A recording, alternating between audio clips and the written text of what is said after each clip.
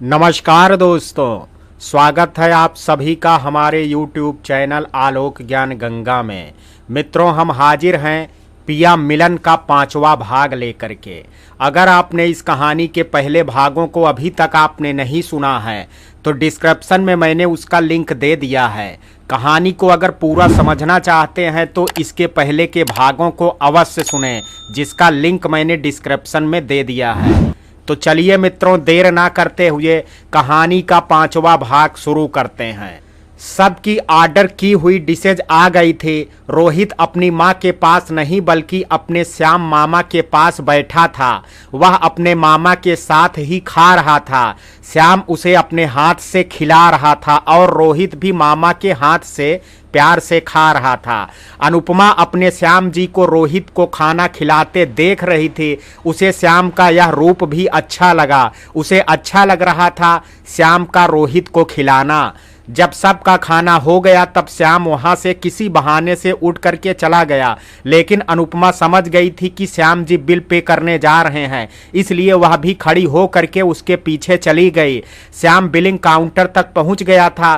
तब अनुपमा ने यह जानते हुए भी कि श्याम जी उसे बिल पे नहीं करने देंगे, फिर भी उसने श्याम जी के पास जा कर के कहा, श्याम जी अगर आपको ऐतराज ना हो तो क्या हम बिल पे कर दें?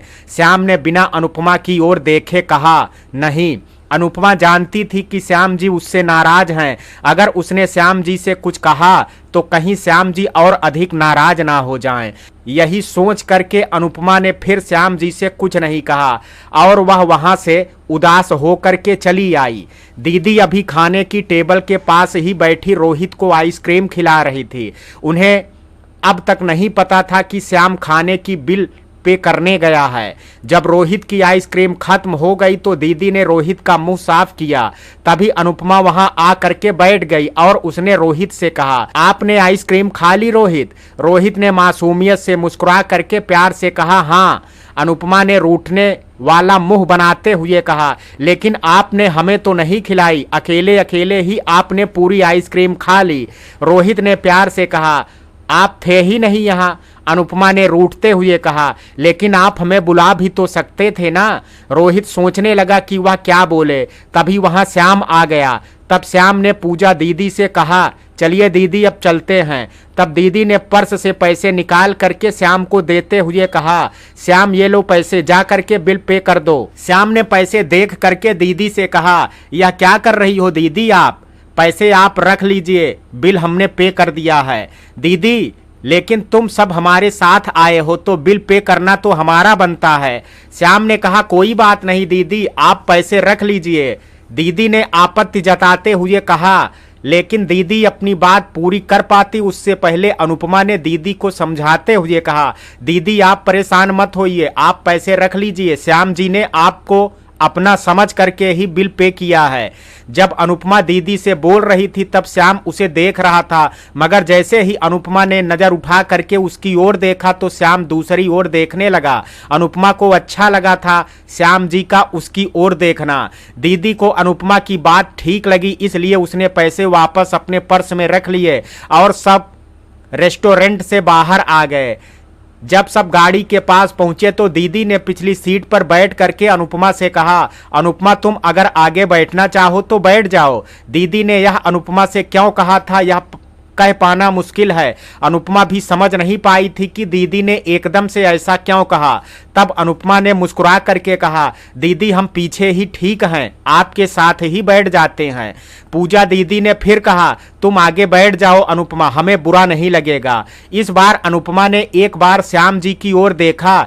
श्याम तब दूसरी ओर देख रहा था। फिर अनुपमा ने सोचा, अगर दीदी बोल रही हैं तो आगे ही बैठ जाते हैं। अगर दीदी की बात नहीं मानी तो हो सकता है उन्हें बुरा लग जाए। इसलिए अनुपमा गाड़ी का अगला गेट खोल करके श्याम के साथ आगे वाली सीट पर ही बैठ गई। जब सब गाड़ी में बैठ गए तो श्याम ने म्यूजिक ऑन कर दिया और गाड़ी आगे बढ़ाई, लेकिन इस बार जो गाना प्ले हुआ उस श्याम और अनुपमा पर अभी खूब सूट कर रहा था। गाने के बोल थे, रूठा है तो मना लेंगे। गाना सुन करके अनुपमा के चेहरे पर स्माइल आ गई थी। श्याम जी को उसकी स्माइल देख करके बुरा ना लग जाए इसलिए वह दूसरी ओर अपना फेस करके मुस्कुराने लगी, लेकिन श्याम ने अनुपमा को मुस्कुराते हुए देख लिया था। अनुपमा का मुस्कुराना देख करके श्याम के चेहरे पर भी स्माइल आ गई थी। कहीं अनुपमा जी देख ना ले इसलिए वह जल्दी ही सामान्य हो गया। श्याम अनुपमा जी को खुद पर नहीं हंसवाना चाहता था और अनुपमा जी पर अपनी नाराजगी भी व्यक्त नहीं करना चाहता था,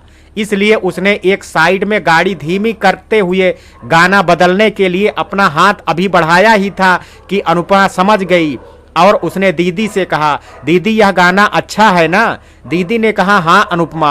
अनुपमा के साथ साथ अब तो दीदी ने भी गाने को अच्छा बता दिया था। फिर बेचारे श्याम जी गाना कैसे बदल सकते थे। श्याम ने वही गाना चलने दिया। कुछ समय के बाद गाड़ी घर पर पहुंच गई। श्याम ने एक साइड में गाड़ी खड़ी की तो सब उतर गए। अनुपमा ने गाड़ी से उतरते हुए देखा कि रोहित दीदी की गोद में सो गया था।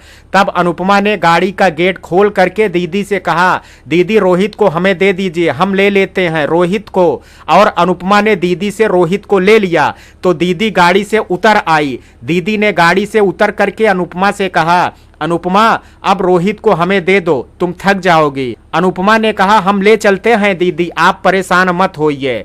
और फिर अनुपमा रोहित को अपनी गोद में लिए दीदी के साथ घर की ओर जाने लगी।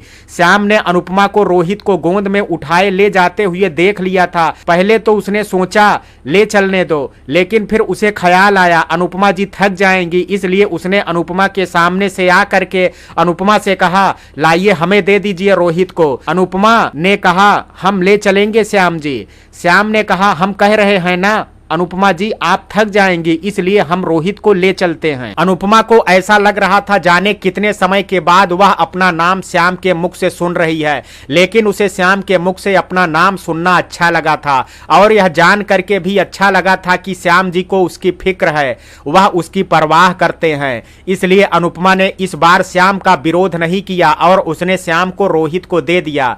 श्याम ने रोहित को गोद में लेने के बाद अनुपमा से कहा, थैंक्स अनुपमा जी हमारी बात मानने के लिए। अनुपमा ने धीरे से मुस्कुरा करके कहा, कोई बात नहीं श्याम जी।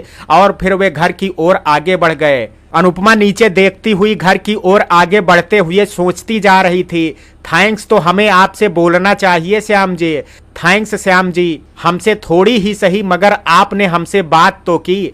सोचते हुए अनुपमा घर के अंदर चली गई। अनुपमा सबसे पहले अपने रूम में गई। अनुपमा को देख करके माँ ने कहा, तुम्हारा ही वेट कर रहे थे हम। अनुपमा ने कहा, आप अंदर ही हो मम्मा, सबके साथ बाहर एंजॉय करो, अकेले यहाँ बैठ करके शादी को कैसे एंजॉय करोगे आप।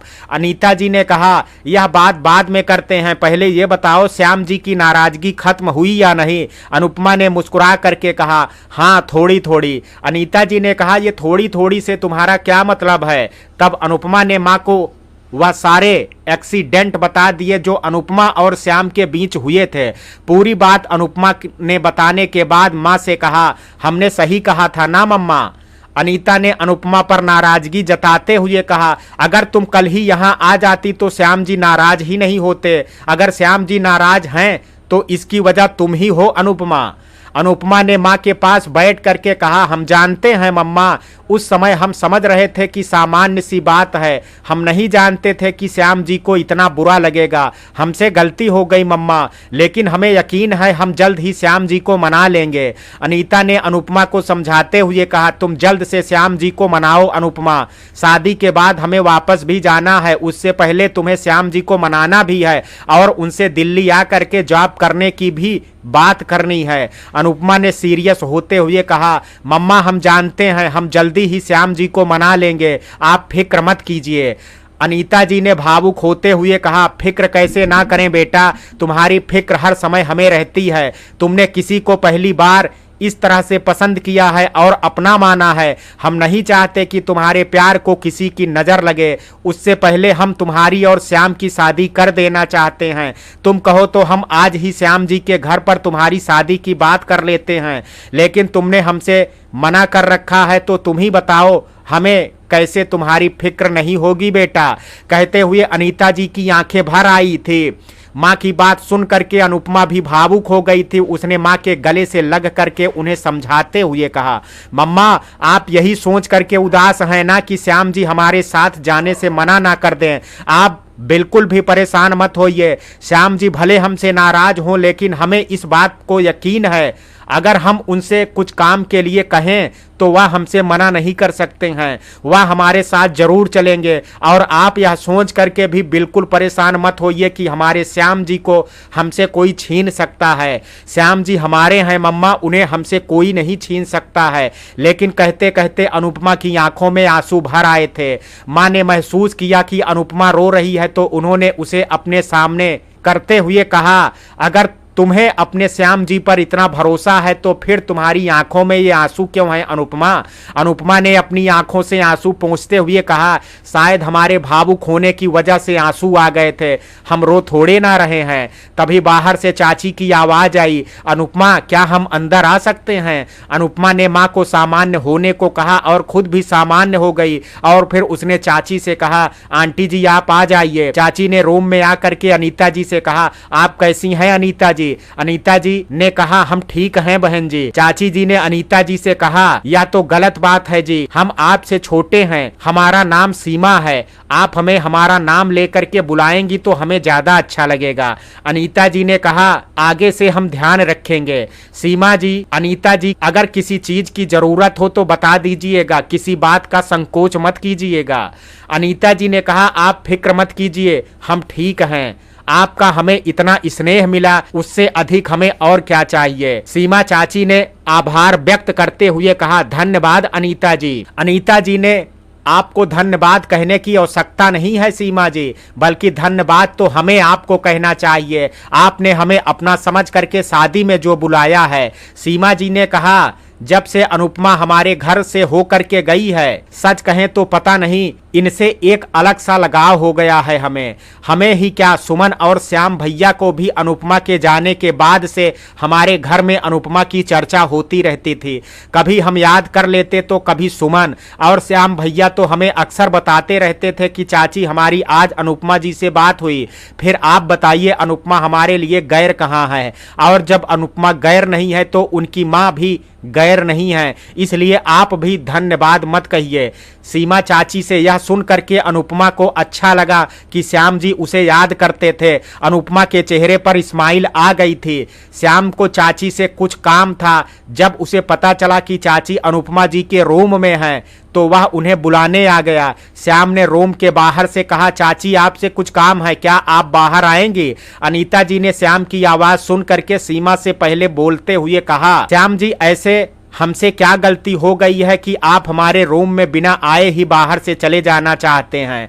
तब सीमा चाची ने श्याम से कहा, अंदर आ जाओ श्याम, आंटी जी प्यार से बुला रही हैं। तब श्याम ने रूम का गेट खोला। उसकी नजर सबसे पहले अनुपमा पर ही पड़ी। अनुपमा भी उसे ही देख रही थी। अनुपमा को अपनी ओर देखता हुआ पा करके श्याम दूसरी ओर देखने लगा और गेट बंद करके अंदर आ गया।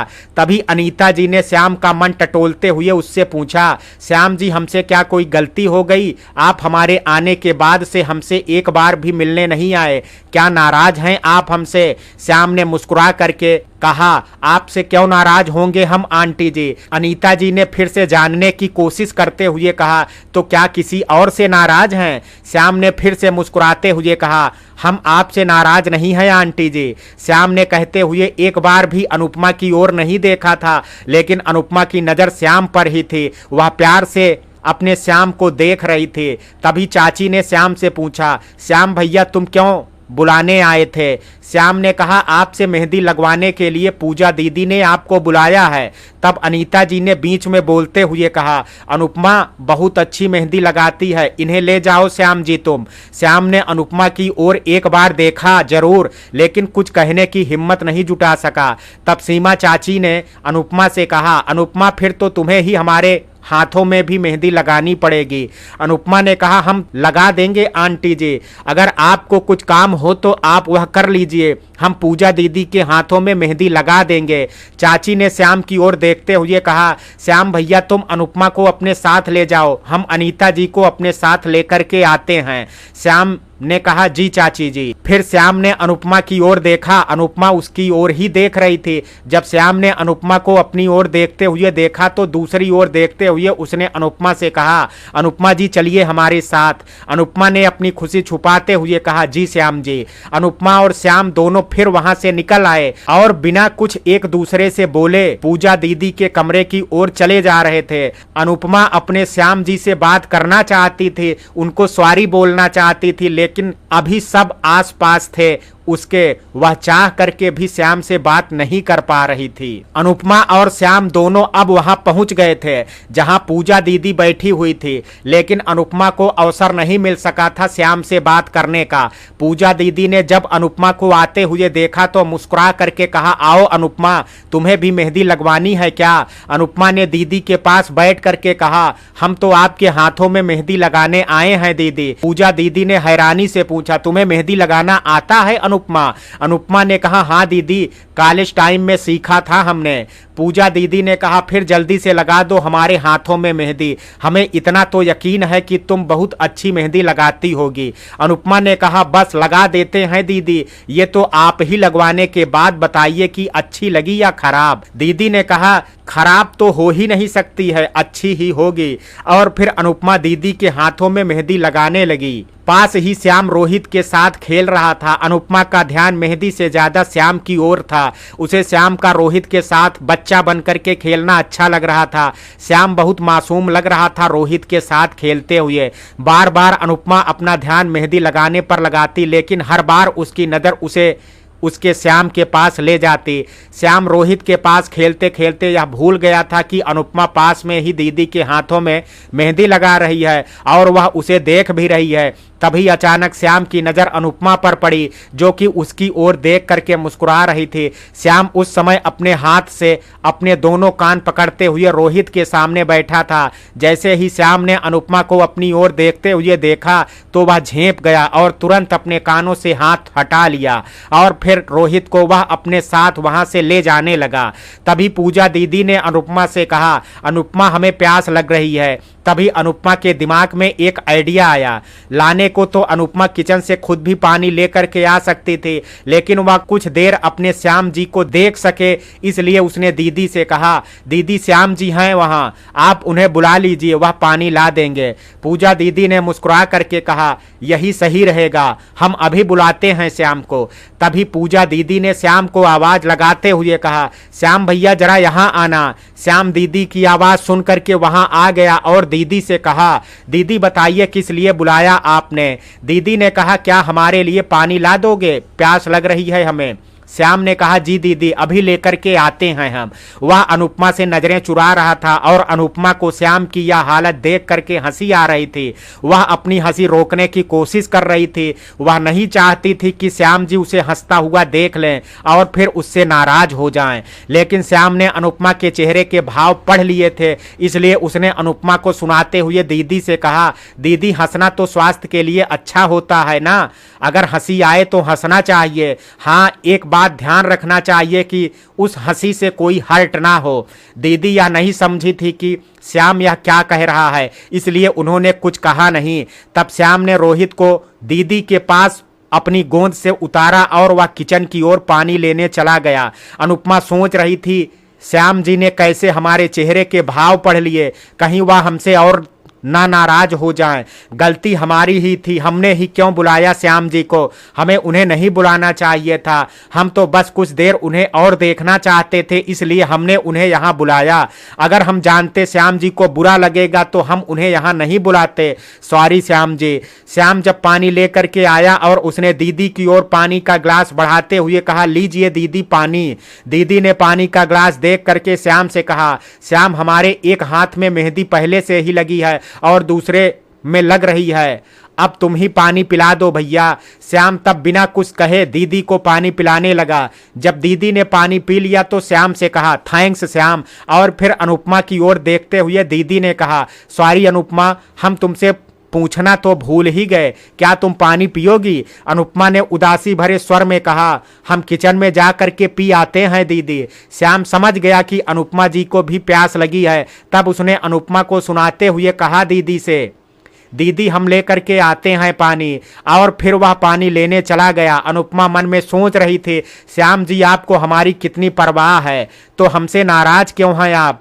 क्यों आपको हमसे बात करने के लिए किसी और का सहारा लेना पड़ता है? हमारी फिक्र रहती है आपको, हमारी जरूरतों को आप बिना कहे समझ जाते हैं, लेकिन यह क्यों नहीं समझ पाते कि आपकी नाराजगी हमें कितना हर्ट कर रही है। तभी श्याम वहां आ गया और अनुपमा की ओर पानी का ग्लास बढ़ाते हुए कहा, पानी पी लीजिए अनुपमा जी। अपना नाम श्याम के मुख से सुन करके अनुपमा को अच्छा लगा। उसने श्याम के हाथ से पानी का ग्लास लेते हुए कहा, थैंक्स श्याम जी, और पानी पीने लगी। श्याम ने नोटिस किया था कि अनुपमा अब उदास थे। वह समझ गया था कि श्याम अनुपमा जी उसकी हंसी वाली बात से उदास हो गई हैं। इसलिए जब अनुपमा ने पानी पी करके ग्लास रखा, तब श्याम ने अनुपमा को सुनाते हुए दीदी से कहा, दीदी जिस तरह हंसना स्वास्थ्य के लिए अच्छा होता है, उसी तरह उदास होना खराब भी होता है। दीदी के पास बैठे रोहित को श्याम की पूरी बात तो समझ में भी नहीं आई और याद भी नहीं थे, इसलिए जितना उसके दिमाग में रहा उतना उसने दोहराते हुए कहा, उदास खराब होता है। और उसकी बात सुनकर के पूजा दीदी, श्याम और अनुपमा के चेहरे पर भी मुस्कान आ गई थी। तब श्याम ने रोहित को अपनी गोद में उठाया और वहां से चला गया, लेकिन वह जाते जाते अनुपमा के चेहरे पर एक प्यारी सी मुस्कान छोड़ गया था। दीदी से नजरें बचा करके अनुपमा श्याम को जाते हुए देख रही थी और मुस्कुरा रही थी और मन में कह रही थी, थैंक्स श्याम जी, आप बहुत अच्छे हैं। अगर आपकी नाराजगी इतनी अच्छी है तो आपका प्यार कितना अच्छा होगा। आप हमारे जीवन में आए, ये हमारी खुशनसीबी है। Thank you very much Shyam ji, हमारी लाइफ में आने के लिए। श्याम सुमन के पास बैठ करके उससे कुछ देर बात करना चाहता था। वह जानता था कि परसों उसकी बहन उसे छोड़ करके अपने घर चली जाएगी, लेकिन वह आज सुबह से ही बिजी था। उसे समय ही नहीं मिल पाया था कि वह कुछ देर सुमन के पास बैठ करके उससे बात कर सके। अब श्याम के पास कुछ समय था, इसलिए वह अपनी बहन के रूम की ओर चला गया। जब वह वहां पहुंचा तो देखा कुसुम अपनी फ्रेंड्स और कुछ रिश्तेदारों के बीच घिरी हुई है, तो वह वहां से लौटने लगा। सुमन ने जब देखा कि भैया आए और बिना कुछ कहे ही उसके पास से चले जा रहे हैं, तो उसने भैया से पूछा, कुछ काम था भैया हमसे? श्याम ने प्यार से मुस्कुरा करके कहा, कुछ काम नहीं था सुमन, बस ऐसे ही आए थे। अच्छा तुम लोग बातें करो, हम चलते हैं। सुमन भी अपने भैया का नेचर अच्छी तरह जानते थे और वह अपने भैया को समझती भी थे। वह भैया को आते देख करके समझ गई थी कि वह उससे बात करना चाहते थे और वह भी तो खुद अपने भैया के पास बैठ करके बात करना चाहती थी, लेकिन वह सब लोगों के बीच घिरी बैठी थी। कैसे वह सबसे कहती कि उसे अपने भैया से बात करना है, आप सभी यहाँ से जाओ। वह नहीं कह सकी और उदास हो अपने भैया को वापस जाते देखती रही। श्याम भी जिस तरह खुश हो करके अपनी बहन के पास उससे कुछ देर बात करने आया था, लेकिन जब उसने देखा कि सुमन से अभी बात नहीं हो पाएगी तो वह वापस लौटते हुए उदास हो गया था। रमा बुआ शादी में यूज होने वाले सामान को व्यवस्थित कर रही थी। श्याम वहां से गुजरा तो बुआ ने कहा, बेटा श्याम यहाँ आओ। तब श्याम बुआ के पास चला गया और बुआ से कहा, बुआ किस लिए बुलाया आपने हमें? बुआ ने प्यार से कहा, बैठो श्याम बेटा। तब श्याम वहां रखी चेयर पर बैठ गया। बुआ ने श्याम से आगे कहा, रोजाना सोचती थी तो तुमसे बात करूं, लेकिन कभी तुम बिजी होते थे तो कभी हम। अच्छा ये बताओ अब आगे का क्या सोचा है तुमने? श्याम बुआ की बात को समझ नहीं सका था, इसलिए उसने हैरानी से कहा, हम समझे नहीं बुआ। बुआ ने कहा, बेटा हमारा मतलब था कि सुमन की शादी तो कल हो ही जा रही है, कल को तुम्हारा भी शादी होना है, उससे पहले कहीं कुछ काम करके सेटल होना होगा तुम्हें। श्याम हम कैब चला करके भी इतना कमा लेते हैं बुआ कि घर ठीक से चलता रहेगा। बुआ अच्छी बात है बेटा कि तुम अच्छा कमा लेते हो कैब चला करके, लेकिन अगर कोई अच्छी नौकरी मिल जाए तो उसे करने में भी तो कोई बुराई नहीं है। तभी अनुपमा वहां किसी काम से आई थी, उसे पूजा दीदी ने बुआ से कुछ लाने के लिए भेजा था। अनुपमा कुछ कह पाती उससे पहले बुआ ने हाथ का इशारा करते हुए उसे बैठने को कहा, तो अनुपमा बिना कुछ कहे वहां बैठ गई। बुआ ने अपनी बात आगे बढ़ाते हुए श्याम से कहा, कैब का तो ऐसा है कभी सवारी अधिक मिल जाए तो अच्छा कमा लिया, और अगर कम रह गई तो कम। मगर नौकरी में तो ऐसा नहीं है, जितनी सैलरी है उससे कम नहीं मिलती है। साथ ही अपने टाइम से ऑफिस जाओ और टाइम से घर आओ। अब तुम्हारे जीजा जी को ही देख लो, वह भी तो जॉब ही करते हैं। तुम्हें बताओ अनुपमा, क्या हमने कुछ गलत कहा? अनुपमा ने एक बार श्याम की ओर देखा और सहमते हुए बुआ से कहा, आप ठीक कह रही हैं बुआ जी। अनुपमा को खुद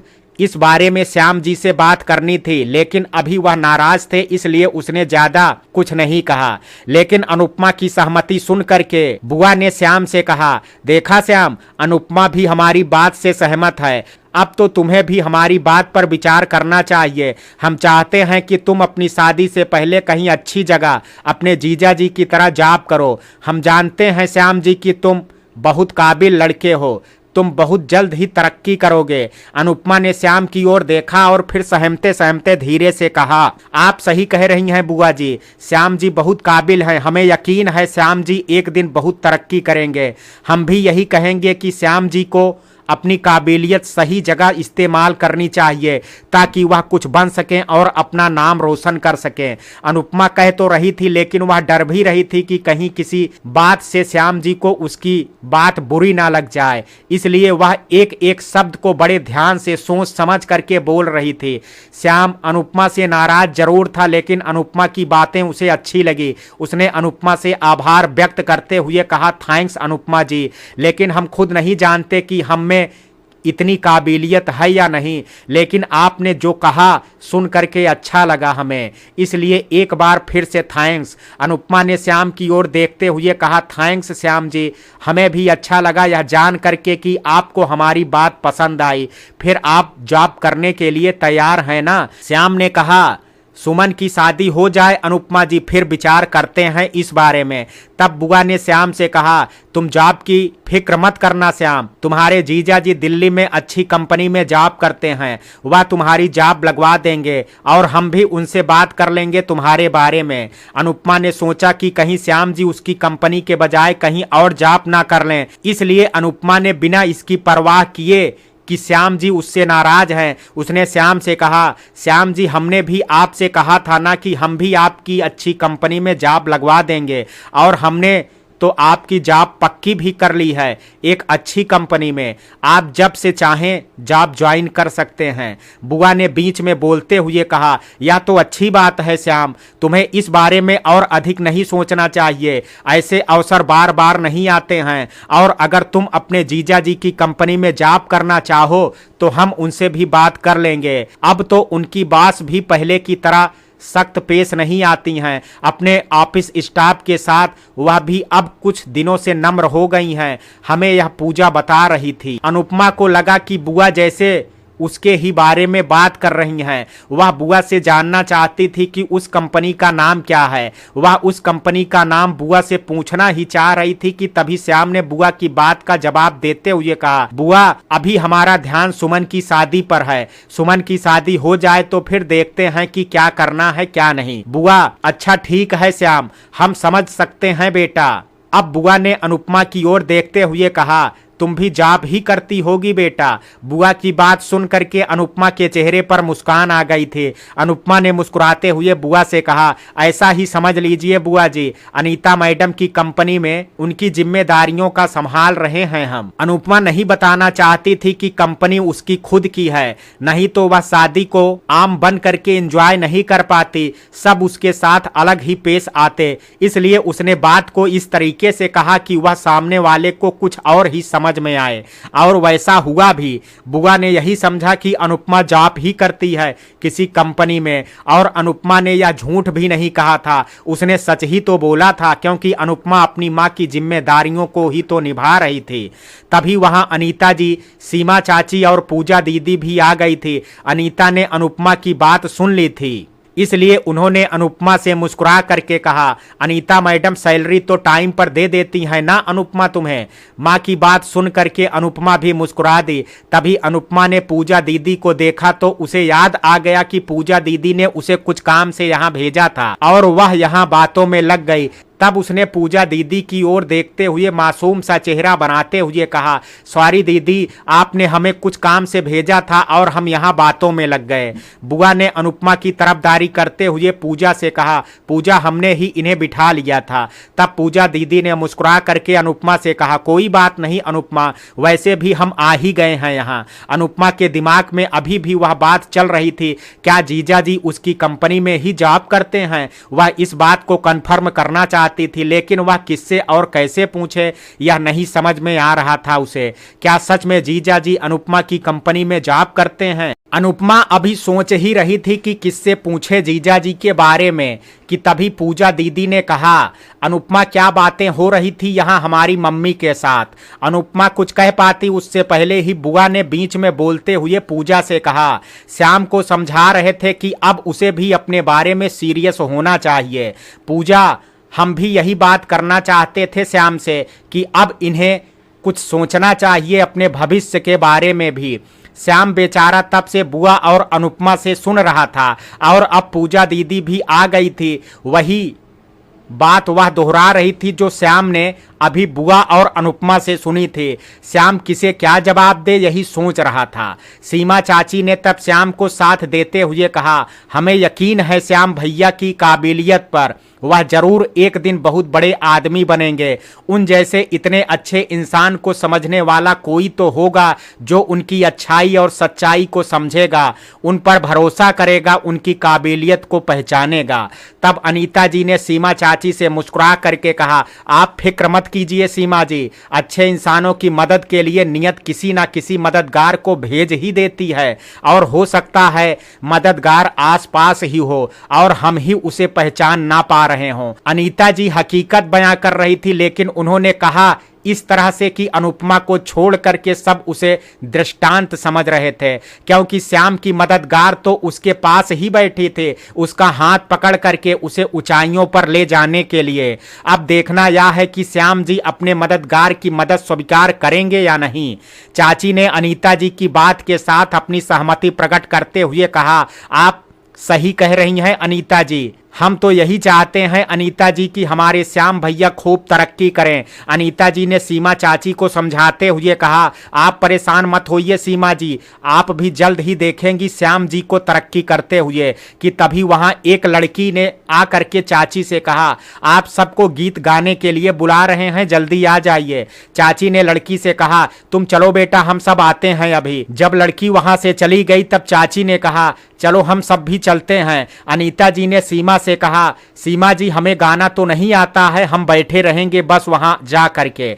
हाँ, लेकिन हमारी जगह कोई गा सकता है। अनुपमा समझ गई थी कि मम्मा अब उसका ही नाम लेना चाहती हैं। तब उसने आंखों ही आंखों में मां से रिक्वेस्ट करते हुए ना कहने को कहा। तब अनीता जी चुप रह गई तो पूजा दीदी ने कहा, कौन है जो आपकी जगह गा सकती है आंटी जी। अनुपमा अभी भी अनीता जी की ओर देख ही रही थी कि कहीं माँ उसका नाम ना ले लें। बेचारी अनीता जी फंस गई थी, कह दें तो अनुपमा नाराज और ना कहें तो सब बुरा मान जाएंगे कि हमने उन्हें बताया नहीं। लेकिन तभी श्याम ने अनीता जी की परेशानी दूर कर दी। उसने अनीता जी की तरफ से कहा, आंटी जी अनुपमा जी के बारे में ही बोल रही हैं, अनुपमा जी बहुत अच्छा गाती हैं। अनुपमा अब श्याम जी से क्या कहती, सो बेचारी चुप रह गई। जब श्याम जी ने कह दिया था तो अब अनुपमा के मना करने का तो सवाल ही नहीं उठता था। श्याम की बात सुन करके दीदी पूजा ने मुस्कुरा करके कहा, अनुपमा मेहंदी तुम इतना अच्छी लगा लेती हो और जैसा कि श्याम ने बताया कि तुम गा भी बहुत अच्छा लेती हो और ऐसे क्या क्या टैलेंट छिपा रखे हैं अनुपमा तुमने। अनुपमा ने असहज होते हुए कहा, कभी कभी गुनगुना लेते हैं दीदी।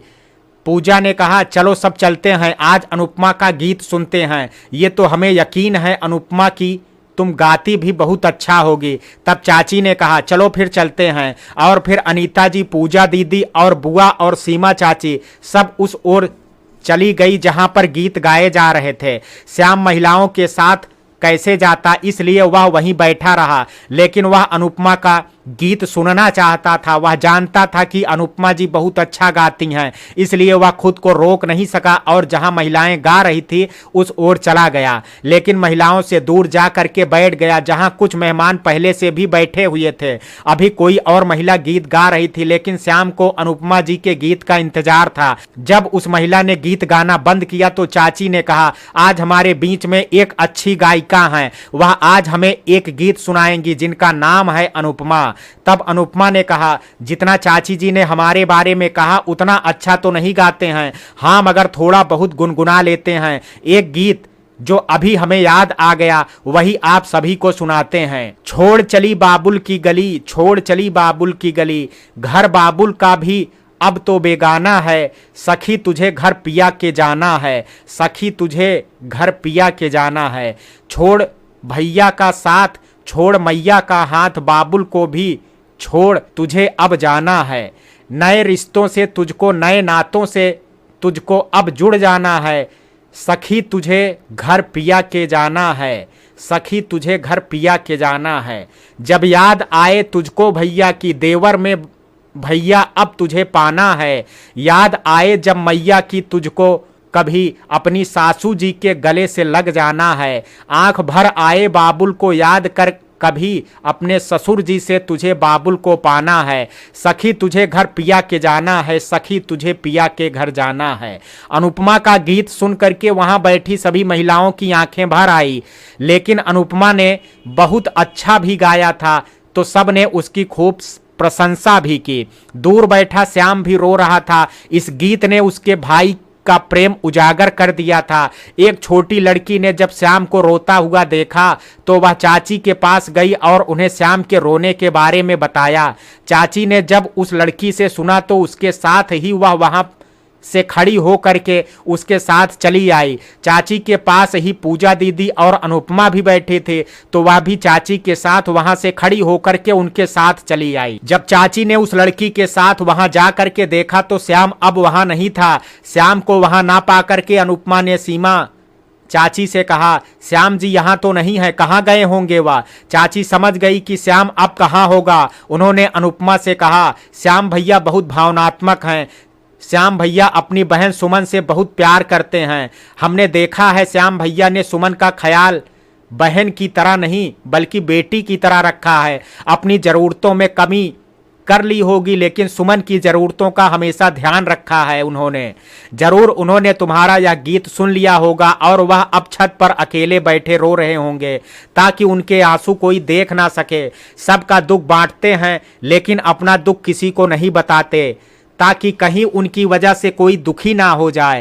कहते हुए चाची की आंखें भर आई थी। चाची की एक एक बात सुन करके अनुपमा की नज़रों में श्याम के लिए सम्मान और भी बढ़ता गया। अनुपमा चाची की बातें सुन करके भावुक हो गई थी। उसने तब चाची से कहा, चाची हम सबको श्याम जी के पास जा करके सांत्वना देना चाहिए, उन्हें अपनों की ज़रूरत है। पूजा ने अनुपमा के साथ अपनी सहमति व्यक्त करते हुए कहा, अनुपमा सही कह रही है मामी, हमें श्याम के पास चलना चाहिए। तब चाची ने भी अपनी सहमति जताई और फिर सब वहां से चली गई। श्याम छत पर अकेला बैठा था और अपनी बहन सुमन और अपने बचपन को याद कर रो रहा था। उसने तभी सीढ़ियों से किसी के आने की आहट सुनी तो अपनी आंखों के आंसू पोंछ लिए और सामान्य हो गया। चाची श्याम को अच्छी तरह जानती थी और समझती थी, इसलिए अनुपमा और पूजा दीदी ने डिसाइड किया कि चाची को ही श्याम के पास भेजना चाहिए उसे समझाने के लिए, और खुद उन्होंने वहां से दूर खड़े रहने का निर्णय लिया था। तब चाची श्याम के पास गई और उससे कहा, क्या हुआ श्याम भैया, यहाँ अकेले आकर के क्यों बैठे हो तुम? श्याम ने चेहरे पर बनावटी मुस्कान लाते हुए कहा, मन कर रहा था चाची यहाँ आकर के बैठने का, इसलिए हम यहाँ आ गए। चाची ने कहा, घर में इतने सारे मेहमान आए हैं और तुम यहाँ अकेले बैठे हो। श्याम, कुछ देर यहाँ अकेले बैठने का मन था इसलिए हम यहाँ आकर के बैठ गए थे। चाची ने कहा, हम जानते हैं कि तुम यहाँ क्यों आए हो, ताकि तुम्हारी आंखों के आंसू कोई देख ना सके। श्याम ने वही बनावटी मुस्कान के साथ कहा, हम भला क्यों रोएंगे चाची? चाची ने कहा, हमें अपना नहीं समझते हो ना श्याम भैया, तभी छिपा रहे हो।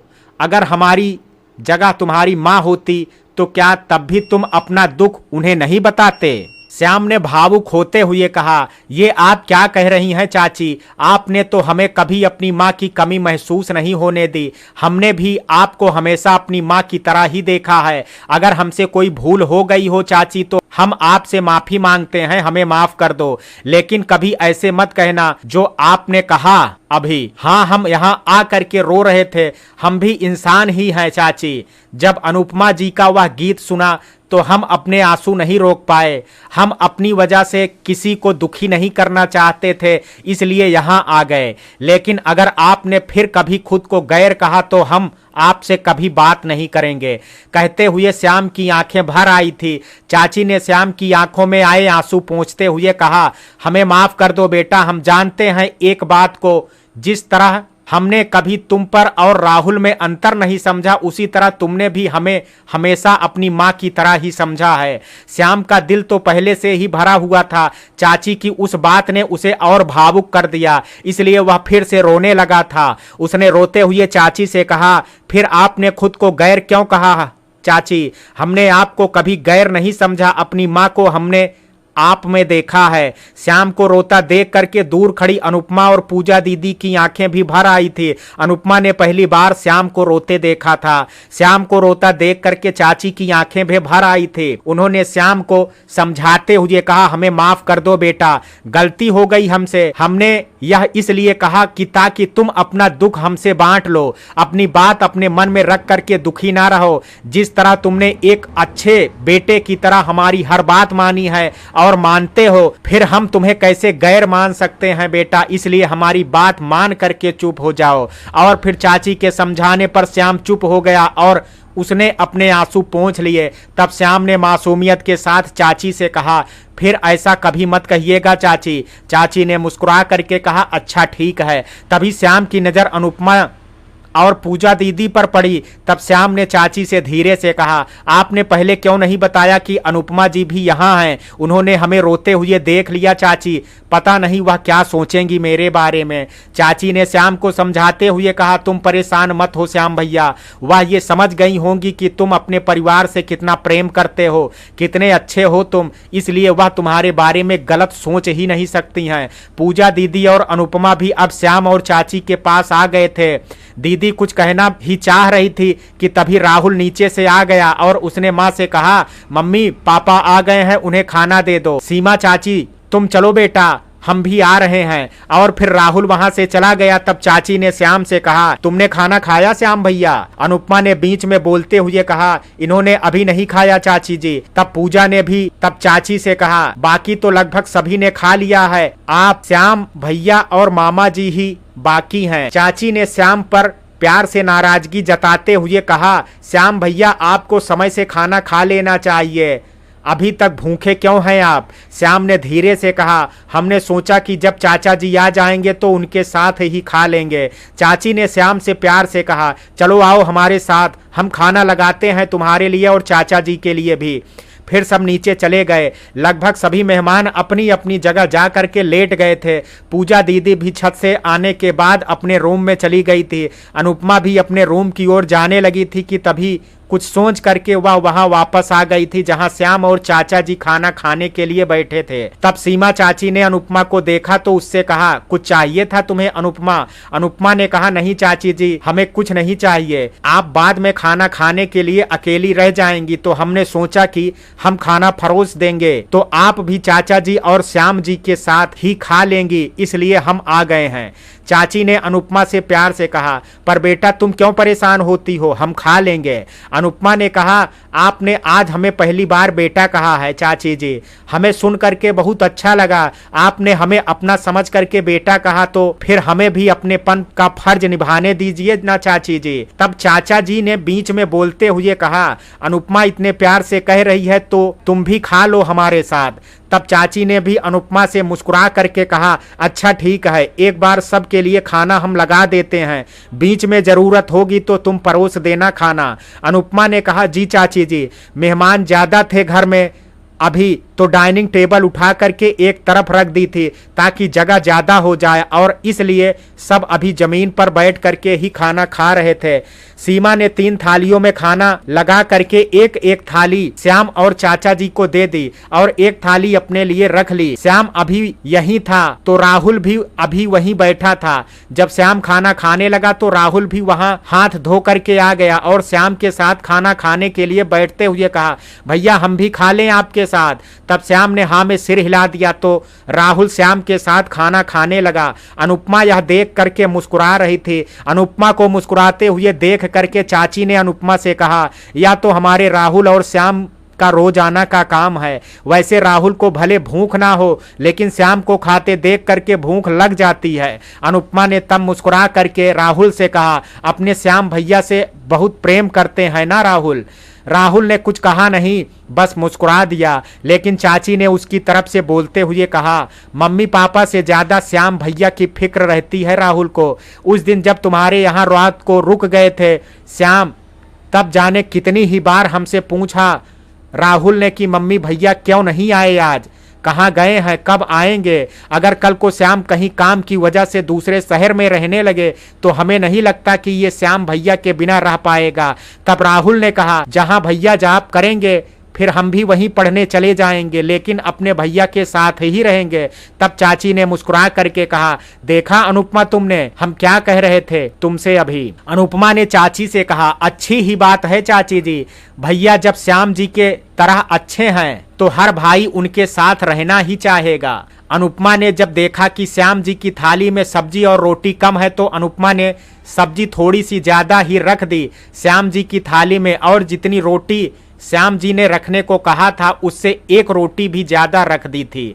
अनुपमा जानती थी कि श्याम जी उसके सामने खाने में थोड़ी झिझक करेंगे, इसलिए उसने जान करके खाना ज्यादा रख दिया था ताकि जितना खाना रखा है उतना तो खा ही लेंगे। यही खास बात होती है सच्चे प्यार की, जिससे हम प्यार करें तो उसे समझना भी जरूरी है। जैसे अनुपमा अपने श्याम जी को समझने लगी थी, उनकी जरूरतों को समझने लगी थी।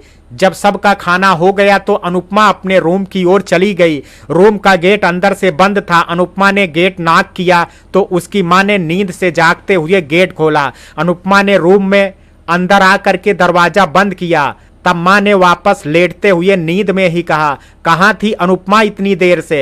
अनुपमा ने जवाब देते हुए कहा, चाची जी के साथ थे। आप सो गए थे क्या मम्मा। जब मां ने कुछ नहीं कहा तो अनुपमा ने मां के पास जा करके देखा, पता लगा मां सो गई थी। अनुपमा ने मां को देखते हुए मुस्कुरा करके कहा, आई लव यू मम्मा, और फिर वह भी अपने जगह पर जा करके लेट गई और दिन भर की थकान की वजह से उसकी जल्द ही आंख लग गई और फिर वह भी सो गई। जब सुबह मां जगी तो उन्होंने देखा अनुपमा अभी भी सो रही थी। सोती हुई अनुपमा बहुत मासूम दिख रही थी। अनुपमा के बाल उसके चेहरे पर आ रहे थे। मां ने अनुपमा को देखते हुए मुस्कुरा करके कहा, इतनी बड़ी हो गई लेकिन अभी भी बच्चों की तरह ही सोती है। और फिर मां ने उसके चेहरे पर आ रहे बालों को साइड किया और बेड से उतर करके चली गई। लेकिन उन्होंने अनुपमा को सोने दिया। उन्हें पता था कि अनुपमा कल रात में देर से सोई थी। अनीता जी हाथ मुंह धुल करके आ करके बेड पर बैठी ही थी कि तभी पूजा दीदी की बाहर से आवाज आई, अनुपमा अनुपमा गेट खोलो।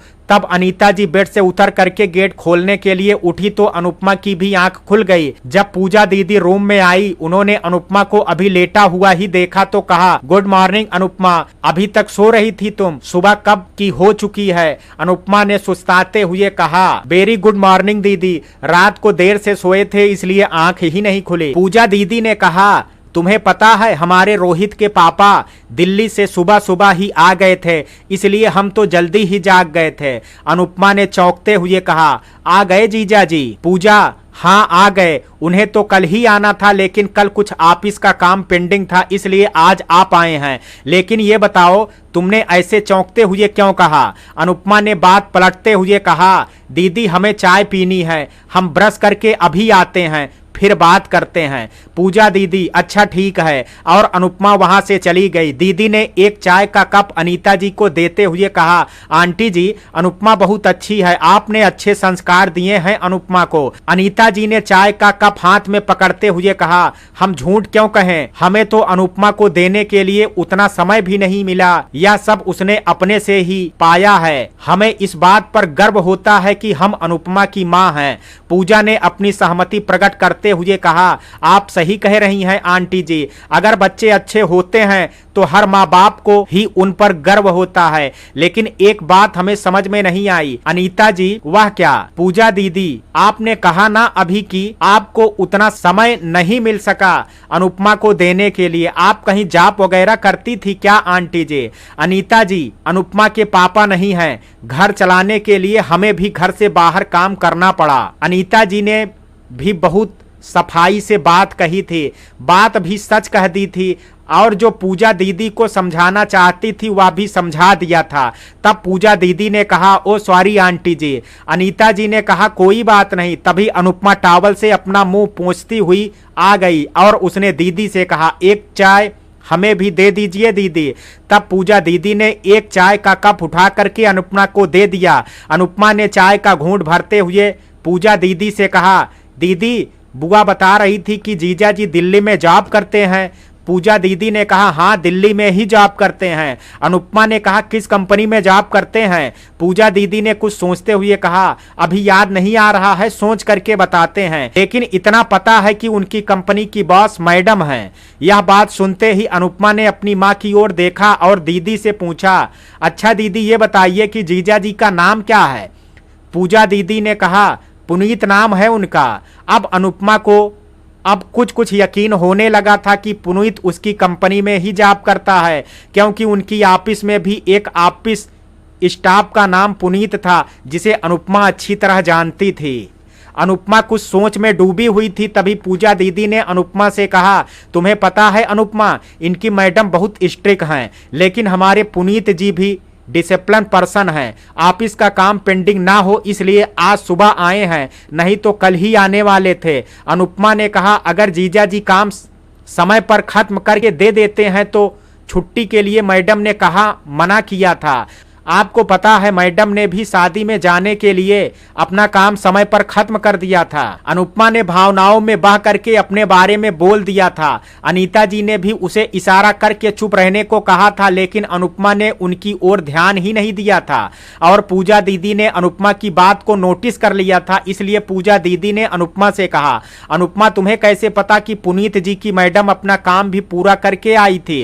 अनुपमा ने दीदी की बात सुन करके अपना माथा पीट लिया और सोचने लगी, हमें क्या जरूरत थी भावनाओं में बहने की, हम भी ना कभी कभी बहुत उतावले हो जाते हैं। अगर अब दीदी को पता लग गया कि हम पुनीत जीजू की मैडम हैं तो दीदी क्या सोचेंगी और हो सकता है हमसे नाराज भी हो जाएं। अनीता जी अनुपमा की उलझन अच्छी तरह से समझ ही तब उन्होंने अनुपमा का बचाव करते हुए पूजा दीदी से कहा, अनुपमा अपने बारे में बोल रही थी पूजा, या भी अपने ऑफिस का काम समय पर खत्म करके आई है। अगर पुनीत भी काम समय पर करके आते तो उन्हें भी पहले आने की परमिशन मिल जाती, यह कहना चाह रही थी अनुपमा, है ना अनुपमा? अनुपमा ने कहा, जी मम्मा। तब पूजा दीदी ने सोचते हुए कहा, शायद आप ठीक कह रही हैं आंटी जी। तभी पूजा दीदी के फोन का रिंग बजा। फोन पुनीत का था तो फिर पूजा दीदी वहां से चली गई। तब अनीता जी ने अनुपमा से कहा, बेटा तुम्हें सोच समझ करके ही बोलना चाहिए। अनुपमा ने मायूस होते हुए कहा, मम्मा अगर पूजा दीदी, श्याम जी और उनके घर पर सभी को जब यह पता लगेगा कि हम ही पुनीत जी की बॉस हैं तो कहीं वे सब भी हमें गलत समझ करके नाराज ना हो जाएं। जबकि हम सच कहें मम्मा तो हम किसी भी ऑफिस स्टाफ के साथ गलत व्यवहार नहीं करते हैं। हाँ, हमें डिसिप्लिन पसंद है तो हम बस उसे ही फॉलो करते हैं और अपने स्टाफ से भी यही चाहते हैं कि वह भी फॉलो करें। तो इसमें हम कहाँ गलत हैं मम्मा? जीजा जी के लिए तो जो काम हमने दिया था वह अगर चाहते तो समय पर खत्म कर सकते थे। ज्यादा काम नहीं देते हम किसी को। अगर उन्होंने समय पर नहीं किया तो इसमें हमारी क्या गलती है? श्याम जी हमसे पहले से ही नाराज हैं, कहीं वह और भी नाराज ना हो जाएं, यही सोच करके हमें बुरा लग रहा है। अनीता जी ने अनुपमा को समझाते हुए कहा, तुम परेशान मत हो बेटा, अगर तुम गलत नहीं हो तो डरने की क्या बात है। और रही बात तुम्हारे श्याम जी की, तो जितना हमने उन्हें जाना है तो वह भी तुम्हारी तरह ही डिसिप्लिन पसंद करने वाले इंसान हैं, इसलिए तुम फिक्र मत करो। कोई समझे या ना समझे, तुम्हारे श्याम जी तुमसे इस बात से तो नाराज नहीं होंगे। अनुपमा ने कहा, सच मम्मा? अनीता जी ने मुस्कुरा करके कहा, हाँ। तभी बाहर से फिर पूजा दीदी की आवाज आई, तो अनुपमा ने जा करके गेट ओपन किया। तब पूजा दीदी ने दीवार की ओट में खड़े पुनीत का परिचय कराते हुए अनुपमा से कहा, अनुपमा इनसे मिलो, ये हैं हमारे हस्बैंड पुनीत। एक बार को तो अनुपमा की धड़कनें बढ़ गई थी, लेकिन जब अनुपमा ने देखा कि जीजा जी वह पुनीत नहीं है जो उसकी ऑफिस में जॉब करता है, तब अनुपमा की जान में जान आई। लेकिन पुनीत अनुपमा को जानता था। उसने अनुपमा को वहां देख करके हैरानी से कहा, मैडम आप यहाँ? मैडम आप और यहाँ? पूजा दीदी का इस बात पर ज्यादा ध्यान नहीं गया था, क्योंकि तभी उनका फोन आ गया था। जब पूजा दीदी फोन में बिजी हो गई, तब अनुपमा ने पुनीत से कहा, आप हमें कैसे जानते हैं जीजा जी? पुनीत ने मुस्कुरा करके कहा, जिस कंपनी में हम जॉब करते हैं आप उससे भी बड़ी कंपनी की मालकिन हैं। अक्सर आपका और आपकी कंपनी का नाम हमारे ऑफिस ब्रीफिंग में लिया जाता है। आपको हम कैसे नहीं जानेंगे, लेकिन आपको यहाँ देख करके हम हैरान हैं। अनुपमा ने रिक्वेस्ट करते हुए कहा, आपसे एक रिक्वेस्ट करते हैं जीजा जी, आप अभी किसी को हमारे बारे में मत बताइएगा। हम नहीं चाहते कि हम आम से खास बन जाएं और इस शादी को एंजॉय नहीं कर पाएं। पुनीत ने कहा, लेकिन आप हमें हमारे नाम की जगह जीजा जी क्यों बुला रही हैं? आप हमारा नाम ले सकती हैं। अनुपमा ने कहा, आप श्याम जी की सिस्टर के हस्बैंड हैं। हम पूजा दीदी को दीदी बुलाते हैं, इसलिए आप भी हमारे जीजा जी हुए। पुनीत ने हैरानी से कहा, सच कहें तो हमें अभी भी यकीन नहीं हो रहा है कि आप हमारी आंखों के सामने यहाँ हैं। अनुपमा ने जीजा जी को समझाते हुए कहा, जीजा जी अगर आप इस तरह से बार बार कहेंगे तो सबको पता लग जाएगा। प्लीज आप कुछ टाइम के लिए भूल जाइए कि हम कौन हैं। पुनीत ने कहा, लेकिन हमारे दिमाग में बहुत सारे सवाल आ रहे हैं। अनुपमा ने कहा, हम जानते हैं आप यही सोच रहे होंगे कि हम यहाँ कैसे आए हैं, क्यों आए हैं, और भी कुछ सवाल हो सकते हैं। आप चाहें तो बाद में पूछ सकते हैं। अब दीदी आ रही हैं, थोड़ा सामान्य ही रहिएगा। तभी पूजा दीदी वहां आ गई और उन्होंने कहा, हम फोन पर बात करते हुए देख रहे थे कि आप दोनों ऐसे बात कर रहे थे जैसे आप एक दूसरे को पहले से जानते हैं। अनुपमा ने, आपको लगा ही होगा दीदी, लेकिन हम तो जीजा जी से पहली बार ही मिल रहे हैं। अच्छा अब अंदर आइए, बैठ करके बातें करते हैं। तब दीदी और जीजा जी कुछ देर अंदर आकर के बैठे और फिर चले गए। उनके जाने के बाद अनुपमा ने माँ से कहा, मम्मा हम तो डर ही गए थे, वो तो शुक्र था कि जीजा जी वो नहीं थे जो हम समझ रहे थे। अनीता ने कहा, ये तो अच्छा ही हुआ। तभी सीमा चाची वहां आई तो अनुपमा ने जाकर के गेट खोला। चाची ने रूम में आते हुए कहा, अनीता जी और अनुपमा आप दोनों को नींद तो अच्छी तरह से आई थी ना रात को? अनीता ने मुस्कुरा करके कहा, सच कहें सीमा जी तो लगा ही नहीं कि हम अपने घर में नहीं, हर पल यहाँ हमें अपनेपन का एहसास होता रहा है। तब अनुपमा ने भी कहा, मम्मा सही कह रही हैं चाची जी, आप सब बहुत अच्छे हैं। अब तो यही सोच करके बुरा लगता है कि आप सब हमें पहले क्यों नहीं मिले थे। सीमा चाची ने मुस्कुरा करके कहा, धन्यवाद अनीता जी और अनुपमा, हमें और हमारे परिवार को अपना समझने के लिए और इतना प्यार देने के लिए। अनीता जी ने कहा, धन्यवाद तो हमें आपको कहना चाहिए। आपने हमें इतना प्रेम दिया और हमें बिल्कुल भी गैर होने का एहसास नहीं होने दिया।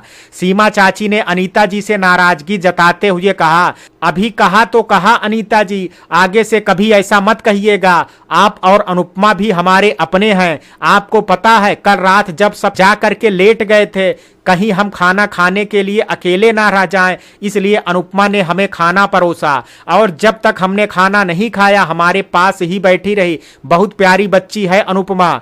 चाची ने अनुपमा के गालों को छूते हुए कहा, अनुपमा थैंक यू चाची जी, और जो मम्मा ने कहा उससे अगर आपको बुरा लगा हो तो उसके लिए सॉरी।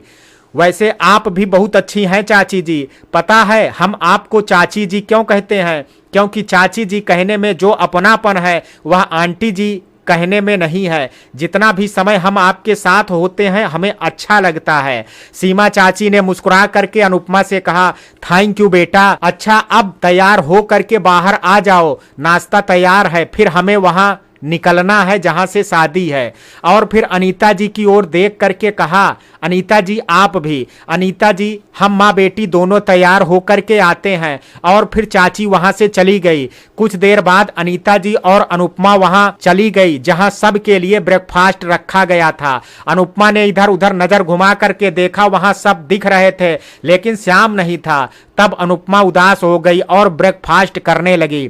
तभी राहुल वहां आया और अनुपमा से कहा, दीदी आपको किसी चीज की जरूरत हो तो हमें बता दीजिएगा, भैया हमसे कह करके गए थे कि अनुपमा जी का ख्याल रखना। राहुल यह सुन करके अनुपमा के मुरझाए हुए चेहरे पर मुस्कान आ गई और उसने राहुल से कहा, कहाँ गए हैं आपके भैया? राहुल ने कहा, भैया बोल रहे थे कि आज बहुत काम है, जहां से आज सुमन दीदी की शादी है ना, भैया सुबह से ही वहां हैं। अनुपमा ने कहा, अच्छा आपने ब्रेकफास्ट किया राहुल? राहुल ने कहा, अभी नहीं। अनुपमा ने अपनी प्लेट राहुल की ओर बढ़ाते हुए कहा, आप भी हमारे साथ खा लो राहुल। राहुल ने नम्रता पूर्वक कहा, आप खा लीजिए दीदी, हम खा लेंगे बाद में। अनुपमा ने रूठते हुए कहा, आप हमारे साथ क्यों नहीं खाएंगे? हम आपके श्याम भैया के जितने अच्छे नहीं है ना, इसलिए ही तो आप हमारे साथ खाना नहीं खा रहे हैं।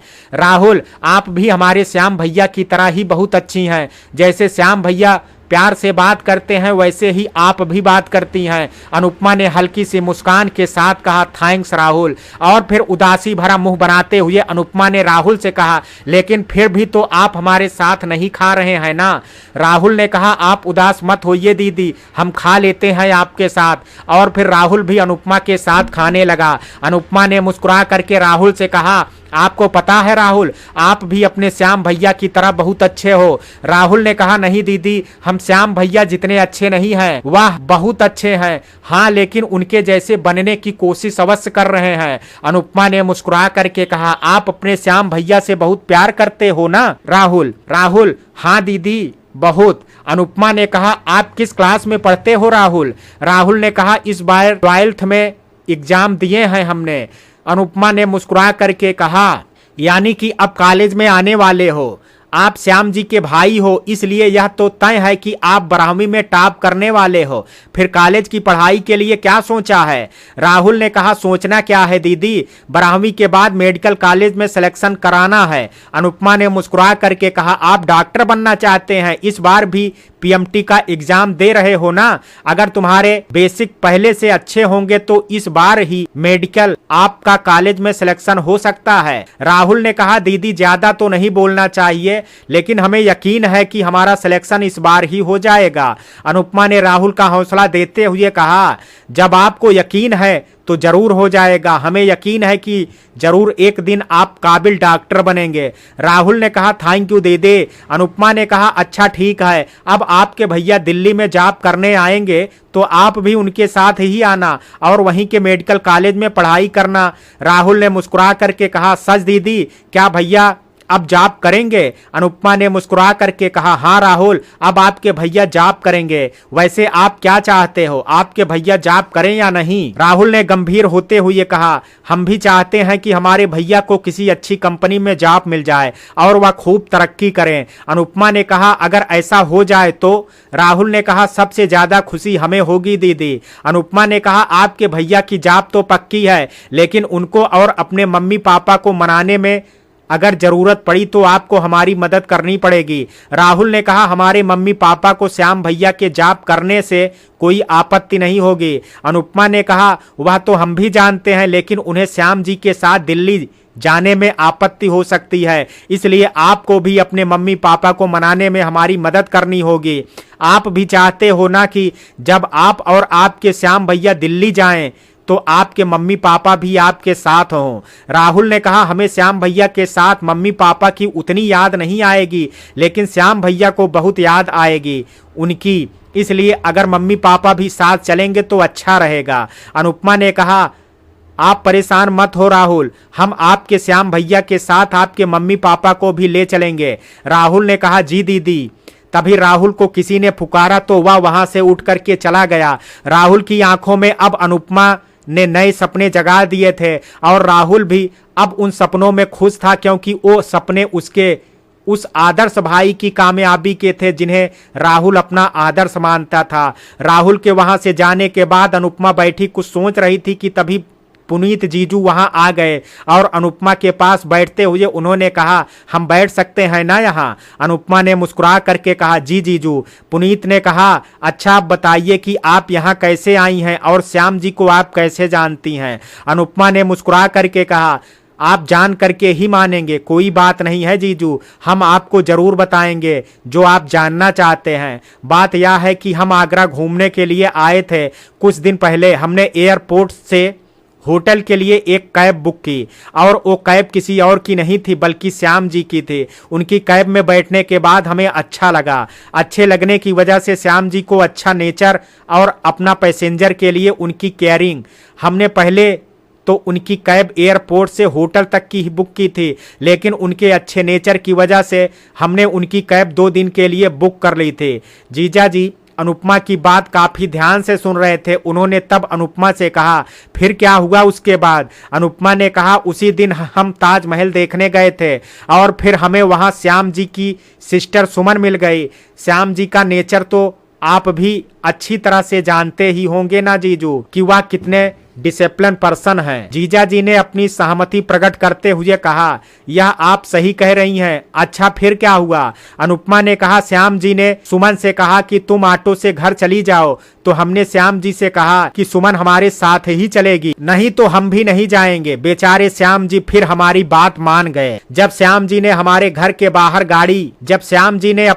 बाहर गाड़ी सुमन को उतारने के लिए रोकी तो सुमन हमसे जिद करने लगे कि हम उनके घर खाना खा करके जाएं।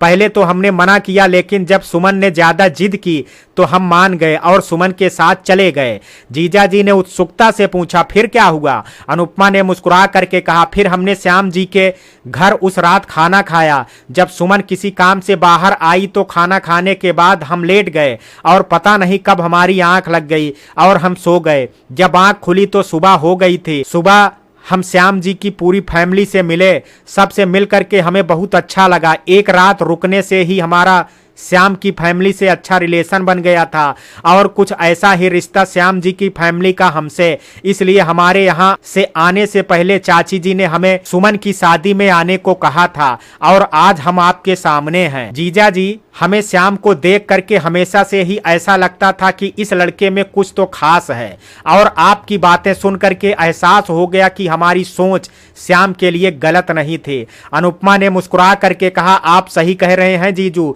श्याम जी में कुछ तो खास बात है। तभी जीजा जी का फोन बजने लगा तो जीजा जी वहां से उठ करके चले गए। जीजू के जाने के बाद अनुपमा वहां अकेली बैठी श्याम के बारे में सोच रही थी। श्याम जी, कभी कभी आप हमें समझ नहीं आते, कभी नाराजगी दिखाते हैं तो कभी उस नाराजगी में भी हमारी फिक्र करते हैं आप। जैसे आप अपने राहुल को हमारा ख्याल रखने के लिए बोल दिया था, हम आज आपकी नाराजगी दूर कर आपको मना लेंगे श्याम जी, ताकि हमें एक दूसरे से बात करने के लिए किसी तीसरे की जरूरत ना पड़े। अनुपमा अभी बैठी अपने ख्यालों में खोई हुई थी।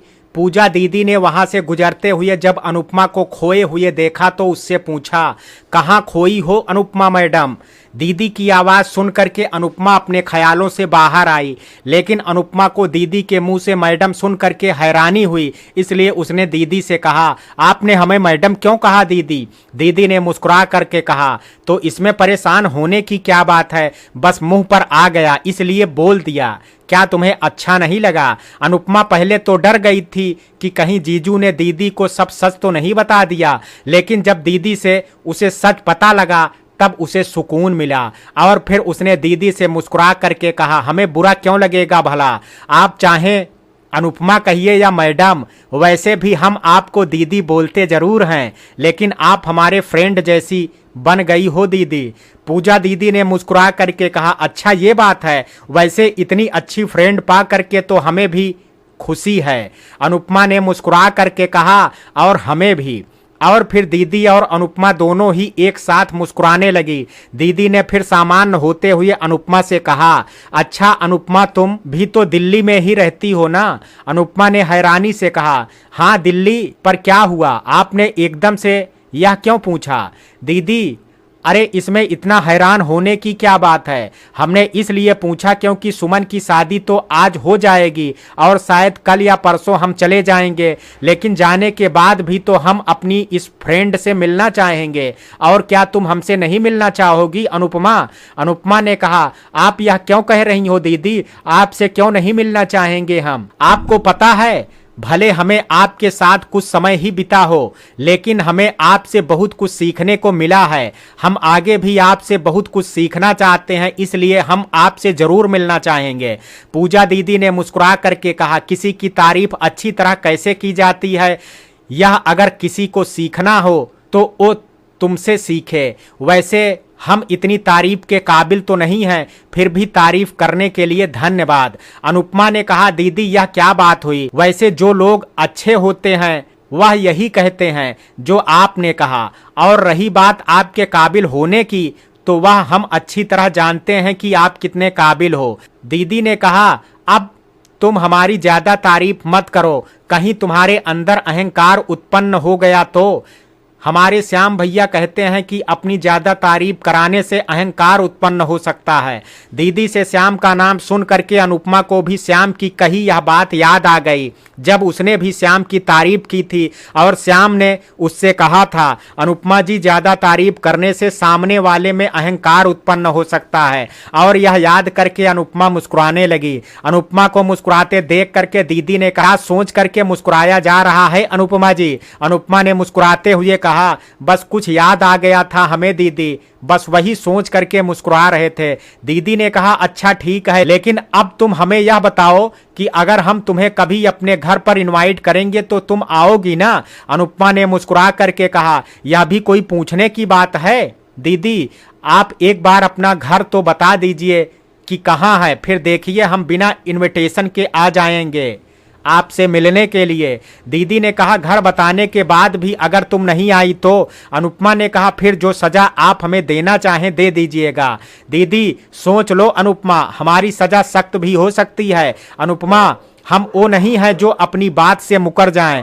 दीदी ने मुस्कुराते हुए कहा, क्या बात है, फिल्मी डायलॉग, लेकिन यह तो वक्त ही बताएगा कि तुम अपनी बात पर कितनी अडिग रहती हो। अनुपमा हम अपनी बात से डिगने वालों में से नहीं है दीदी। दीदी अच्छा जी। अनुपमा ने मुस्कुराते हुए कहा, हाँ जी। फिर अनुपमा ने सामान्य होते हुए कहा, अच्छा एक बात बताइए दीदी।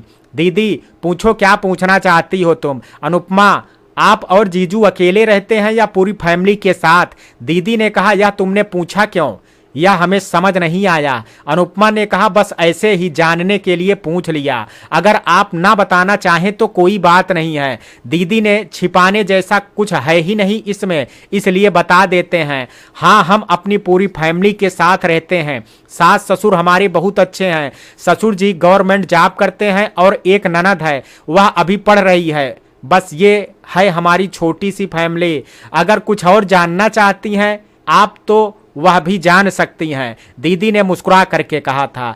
तो अनुपमा ने भी मुस्कुरा करके कहा, अभी के लिए इतना काफी है, अगर जरूरत पड़ी तो पूछ लेंगे। तभी चाची ने वहां आते हुए कहा, तुम दोनों यहाँ बैठी हुई आराम से बातें कर रही हो, क्या चलना नहीं है तुम दोनों को? पूजा दीदी, जाना है मामी जी, और यहाँ आए किस लिए हैं हम? चाची फिर चलो जा करके चलने की तैयारी करो, हमें समय से वहां पहुंच जाना चाहिए। पूजा ने खड़े होते हुए कहा, जी मामी हम अभी तैयारी करते हैं। और फिर पूजा दीदी ने जाने से पहले अनुपमा की ओर देखते हुए कहा, तुम भी अपनी तैयारी कर लो अनुपमा, फिर साथ में ही चलेंगे हम। अनुपमा ने कहा, जी दीदी। और फिर पूजा दीदी वहां से चली गई। दीदी के जाने के बाद चाची ने अनुपमा से कहा, तुमने ब्रेकफास्ट किया अनुपमा?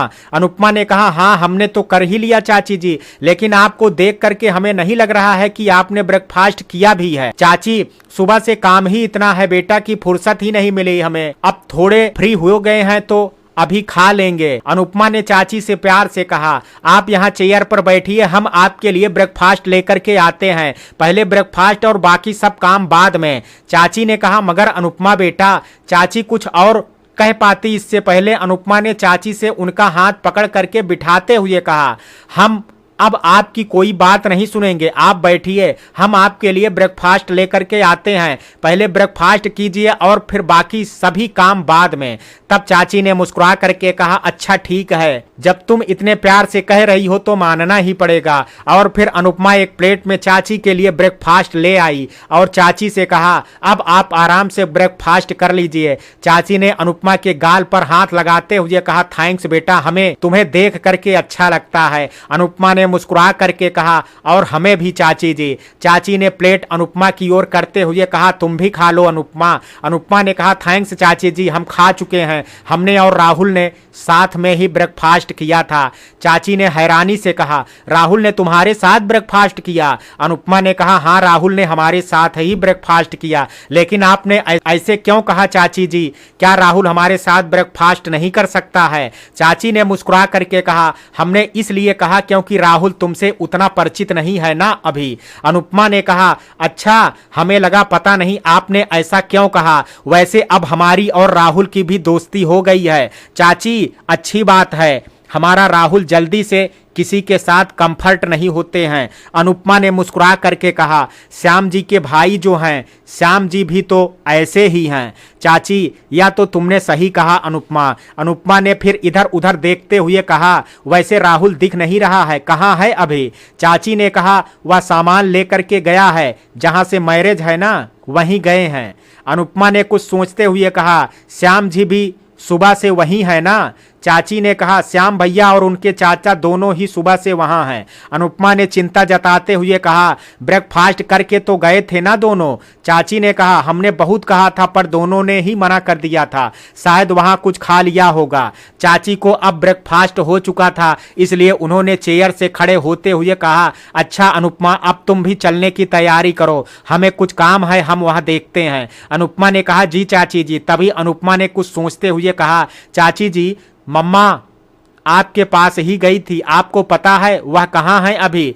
चाची ने कहा, हम बिजी थे इसलिए पहले तो वह रमा दीदी के पास बैठे थे, फिर शायद अपने रूम में चली गई, शायद रूम में ही होंगी। अनुपमा ने कहा, ठीक है, हम देखते हैं। और फिर अनुपमा अपने रूम की ओर चली गई। अनुपमा ने रूम में पहुंचने से पहले माँ को कॉल किया। माँ ने कुछ रिंग के बाद कॉल उठा लिया। तब अनुपमा ने माँ से कहा, मम्मा कहाँ हो आप? आपने ब्रेकफास्ट भी हमारे साथ नहीं किया। अनीता जी ने कहा, रूम में है, साथ में ले जाने वाला सामान ठीक से रख रहे हैं। अनुपमा ने कहा, आप क्यों परेशान हो रहे हो मम्मा, हम कर लेते हैं आकर के। अनीता जी ने कहा, तुम्हें पता है अब हम बिल्कुल ठीक हैं, हमें कोई बीमारी नहीं है, तो यह तो हम कर ही सकते हैं। अनुपमा रूम के गेट पर पहुंच गई थी, इसलिए उसने माँ से कहा, मम्मा गेट खोल दीजिए, हम बाहर ही खड़े हैं। अब अनीता जी ने गेट खोला। तब अनुपमा ने रूम में आते हुए कहा, मम्मा आपने ब्रेकफास्ट तो कर लिया था ना? अनीता जी ने कहा, हाँ बेटा, हमने ब्रेकफास्ट कर लिया था। अनुपमा ने कहा, जब आप रूम में आई थी तो हमें क्यों नहीं बुलाया आपने, हम भी आपके साथ ही आ जाते। अनीता जी ने कहा, बेटा तुम पूजा से बात कर रही थी, हमने सोचा कि क्यों तुम्हें डिस्टर्ब करें, इसलिए हम फिर अकेले ही चले आए। अनुपमा ने बेड पर बैठते हुए कहा, मम्मा अब हमें निकलना होगा वेडिंग वेन्यू के लिए, सब निकल रहे हैं, पूजा दीदी भी निकलने वाली हैं। तभी अनुपमा का फोन रिंग करने लगा। अनुपमा ने फोन देखते हुए कहा, मम्मा हम कह रहे थे ना आपसे, पूजा दीदी का फोन भी आ गया, उन्होंने हमें बुलाने के लिए ही कॉल किया होगा। और फिर अनुपमा ने कॉल उठाते हुए दीदी से कहा, हेलो दीदी। पूजा दीदी, तुम कहाँ हो अनुपमा? अनुपमा ने कहा, हम रूम में ही हैं दीदी, आप कहाँ हैं? पूजा दीदी ने कहा, हम बाहर आ गए हैं, तुम भी जल्दी आ जाओ, हम तुम्हारा ही वेट कर रहे हैं। पता है अभी यहाँ कोई गाड़ी नहीं थी, हमने श्याम को स्पेशल फोन करके बुलाया है हमें ले जाने के लिए, तुम जल्दी आओ, श्याम आते ही होंगे। अनुपमा के चेहरे पर श्याम का नाम सुन करके मुस्कुराहट आ गई और उसने दीदी से कहा, हम बस अभी आए दीदी। और अनुपमा ने मुस्कुराते हुए फोन कट कर दिया। अनुपमा को मुस्कुराते हुए देख करके अनीता जी ने अनुपमा से कहा, क्या हुआ अनुपमा, ऐसा क्या कहा पूजा ने जो तुम्हारा चेहरा खिल उठा? अनुपमा ने मुस्कुराते हुए कहा, बात ही कुछ ऐसी है मम्मा, आपको पता है श्याम जी हमें लेने के लिए आ रहे हैं, हम उन्हें सुबह से ही बहुत मिस कर रहे थे। अनीता जी ने कहा, तो फिर देरी कैसी, सामान तो हमने रख ही लिया है, हम तो तैयार हैं, बस तुम्हें ही शायद टाइम लगेगा। अनुपमा ने कहा, हमें क्यों टाइम लगेगा मम्मा, हम भी तैयार हैं। अनीता जी, ये तो अच्छी बात है, तो फिर चलो चलते हैं। अनुपमा ने पास रखा बैग उठाया और अपनी माँ के साथ रूम के बाहर आ गई। श्याम अभी गाड़ी लेकर के पहुंचा ही था। जब श्याम ने अनुपमा को बैग के साथ आते हुए देखा तो तुरंत गाड़ी से उतर करके अनुपमा के पास गया और उससे कहा, लाइए बैग हमें दे दीजिए, हम ले चलते हैं। अनुपमा ने ज्यादा वजन उतना कभी कहाँ उठाया था, इसलिए उसे बैग उठाने में थकान तो हो ही रही थी, लेकिन औपचारिक तौर पर उसने श्याम से कहा, आप क्यों परेशान होते हैं श्याम, हम ले तो चल रहे हैं। अनुपमा ने औपचारिकता बस कह तो दिया था, लेकिन वह मन ही मन कह रही थी कि प्लीज श्याम जी बैग ले लीजिए। श्याम ने बैग पकड़ते हुए कहा, बैग भारी है, आप थक जाएंगी। अनुपमा जी हमें दे दीजिए, हम ले चलते हैं। इस बार अनुपमा ने कोई विरोध नहीं किया और बैग श्याम को दे दिया। श्याम बैग लेकर के आगे बढ़ गया, लेकिन अनुपमा के चेहरे पर वह मुस्कान छोड़ गया था। अनुपमा के चेहरे की ये मुस्कान श्याम के अपनेपन के लिए थी। अनुपमा को मुस्कुराते हुए देख करके अनीता जी भी मुस्कुरा रही थी। पूजा दीदी पहले से ही गाड़ी के पास खड़ी थी, वह अकेली थी, इसलिए अनुपमा ने उनके पास आते हुए कहा, आप अकेले हो दीदी, यहाँ जीजू और रोहित कहाँ हैं? पूजा दीदी ने कहा, रोहित अपने पापा के साथ चले गए, जब पापा उनके पास हो तो उन्हें मम्मी की कहाँ फिक्र होती है। अनुपमा दीदी की बात सुन रही थी, लेकिन उसका ध्यान गाड़ी की डिग्गी में बैग रख रहे श्याम की ओर थी। अनुपमा श्याम को देख करके महसूस कर पा रही थी कि श्याम जी पर अभी बहुत काम पड़ रहा है, लेकिन वह मन में कह रही थी, श्याम जी आप फिक्र मत कीजिए, बस यह थकान और इतना काम आपकी लाइफ में कुछ दिन के लिए और है, उसके बाद आप एक आराम की लाइफ जिएंगे। हम आपको दुनिया की हर वह खुशी देना चाहते हैं जिसके आप हकदार हैं। अनुपमा का खोया देख करके पूजा दीदी ने कहा, तुम फिर खो गई अनुपमा, हमें लगता है तुम्हारा ध्यान कहीं और ही रहता है। दीदी की आवाज सुन करके अनुपमा अपने ख्यालों से बाहर आई और दीदी से कहा, दीदी कुछ सोचना तो गुनाह नहीं है ना, हम तो बस कुछ सोच ही रहे थे। पूजा दीदी ने कहा, अच्छा ठीक है, श्याम गाड़ी में बैठ गए हैं, तुम उनके साथ आगे बैठ जाओ, हम और आंटी जी पीछे बैठते हैं। इस बार अनुपमा ने आगे बैठने में पिछली बार की तरह कोई आपत्ति नहीं जताई और वह चुपचाप आगे बैठ गई, लेकिन बैठते हुए उसका दुपट्टा गाड़ी के दरवाजे में दब गया था। वह बिना श्याम को बताए वह सोच करके दुपट्टा निकालने की कोशिश कर रही थी कि कहीं श्याम जी को पता लग गया तो वह नाराज ना हो उस पर कहीं, लेकिन श्याम ने देख लिया था। पहले तो श्याम ने सोचा अनुपमा जी खुद से ही दुपट्टा निकाल लेंगी, लेकिन जब अनुपमा की कोशिश के बाद भी नहीं निकला तब श्याम गाड़ी से बाहर उतरा और उस गेट के पास आया। गाड़ी का शीशा श्याम ने पहले ही खोल दिया था, इसलिए श्याम ने गेट के पास आ करके अनुपमा से कहा, आप छोड़िए दुपट्टा, हम निकाल देते हैं। अनुपमा ने श्याम की ओर हैरानी से देखा और फिर दूसरी ओर देख करके सोचने लगी, श्याम जी ने कैसे देख लिया, हम तो उससे छिपा करके ही निकाल रहे थे। जब पूजा दीदी ने श्याम को अनुपमा के गेट के पास देखा तो उससे कहा, क्या हुआ श्याम, तुम अपनी सीट से उतर करके यहाँ क्या कर रहे हो? श्याम ने दुपट्टा गेट से निकालते हुए दीदी से कहा, अनुपमा जी का दुपट्टा गेट में दब गया था, वही निकाल रहे थे, अब निकल गया है। जब अनुपमा को दुपट्टा निकल गया तो श्याम अपनी सीट पर जा करके बैठ गया था। तब अनुपमा ने श्याम की ओर देखते हुए धीरे से कहा, थैंक्स श्याम जी, हमारा दुपट्टा निकालने के लिए। श्याम ने कहा, अच्छा ठीक है, वैसे थोड़ा सा ध्यान देना चाहिए था आपको, गंदा हो गया ना आपका दुपट्टा। अनुपमा ने मासूमियत से कहा, सॉरी, आगे से ध्यान रखेंगे। श्याम ने कहा, कोई बात नहीं, और फिर श्याम ने गाड़ी स्टार्ट की। अनुपमा को लगा कि श्याम जी म्यूजिक ऑन करना भूल गए हैं, इसलिए उसने अपना हाथ म्यूजिक ऑन करने के लिए बढ़ाया। वैसे ही श्याम ने म्यूजिक ऑन करने के लिए अपना हाथ बढ़ाया और इसी वजह से श्याम का हाथ अनुपमा के हाथ से लग गया और श्याम ने अपना हाथ तुरंत हटा लिया और अनुपमा से कहा, सॉरी, हमें नहीं पता था कि आप म्यूजिक ऑन कर रही हैं, इसलिए गलती से हाथ लग गया। अनुपमा ने कहा, कोई बात नहीं श्याम जी, लेकिन गाना तो प्ले हो चुका था और गाने के बोल थे, तेरे हाथ में मेरा हाथ हो। श्याम ने गाना चेंज करने के लिए हाथ आगे बढ़ाया तो अनुपमा ने प्यार से कहा, यह गाना हमें पसंद है, चलने दीजिए ना प्लीज। श्याम ने फिर गाना चेंज नहीं किया और गाड़ी आगे बढ़ा दी। पीछे बैठी अनुपमा की मां श्याम और अनुपमा को साथ बैठे देख करके मुस्कुरा रही थी और सोच रही थी वह दिन भी जल्द आए जब दोनों एक दूसरे के साथ साथ फेरे लेने के बाद हों और दोनों तब भी ऐसे ही आगे की सीट पर बैठे हों और हम ऐसे ही उनके पीछे वाली सीट पर, और अनुपमा भी आगे बैठी हुई अपने ही ख्यालों में खोई हुई सोच रही थी। श्याम जी, आप बहुत अच्छे हैं, गलती से आपका हाथ हमारे हाथ से लग गया था, लेकिन आपके चेहरे पर हम उसी बात के लिए अफसोस देख पा रहे थे। आपके चेहरे से पता चल रहा था कि आप अपनी गलती के लिए कितने शर्मिंदा हैं। आपकी यही अच्छी बातें हमें आपकी ओर और आकर्षित करती हैं। हम तो वैसे भी आपके ही हो चुके हैं, बस उस दिन का इंतजार है जब आप भी हमारे प्यार को समझ करके हमें अपना बना लेंगे। अनुपमा के सोचते सोचते गाड़ी वेडिंग वेन्यू पहुंच गई थी, जहां से सुमन की शादी होने वाली थी। सुमन की शादी में क्या श्याम की नाराजगी अनुपमा के लिए खत्म हो पाएगी, और क्या अनुपमा अपने श्याम जी को मना पाएगी? जानने के लिए कल सुनिए कहानी का 6वां भाग। मित्रों, कहानी के इस भाग में आज इतना ही।